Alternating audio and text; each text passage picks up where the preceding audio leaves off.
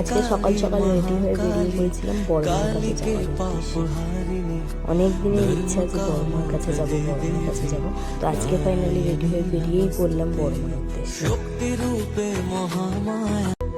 তো অটো করে চলে এসেছিলাম স্টেশনে। তারপর স্টেশনে অনেকক্ষণ অপেক্ষার পর ট্রেন চলে এলো। আমরা সবাই মিলে ট্রেনে উঠে পড়লাম।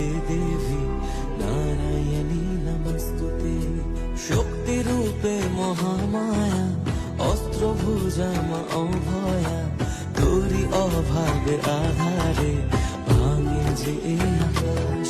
তবুয়ে ভবের ঘরে রাখি মারে তোকে সাজিয়ে, গোবায় মন কি বোঝে তোরে খুঁজে রাখি বুঝিয়ে। শত্রু বিনাশী মা তুমি জগতে। তো তারপরে তো আমরা পৌঁছে গেছিলাম নৈহাটি। নৈহাটি নেমে আমরা ফুল ফল মিষ্টি মালা যা কিছু লাগে সব কিছু নিয়ে নিয়েছিলাম। তারপরে এখানে লাইনের জন্য তো আমরা হাঁটছিলাম। হাঁটতে হাঁটতে লাইনের শেষে খুঁজে পাচ্ছি না, এত বেশি লাইন ছিল। কোথায় লাইনের শেষ খুঁজে অবশেষে আমরা লাইনে দাঁড়িয়েছি। তো লাইনে দাঁড়িয়ে দীর্ঘ 4 ঘন্টা অপেক্ষা করার পর বড়মার মন্দিরের ভেতর ঢুকতে পেরেছিলাম। বড়মার মন্দিরের ভেতর ঢোকার পরই যে একটা মনের ভেতর থেকে একটা শান্তি অনুভূতি হয়েছিল, খুবই ভালো লেগেছিল।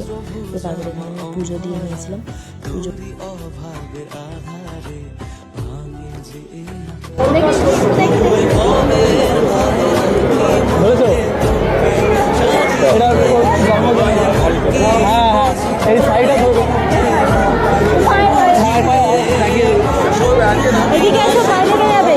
তুমি জগতের ঈশ্বর, অশ্রু মুছিয়ে দাও ওগো বড় মামা, ও মা, ও মা।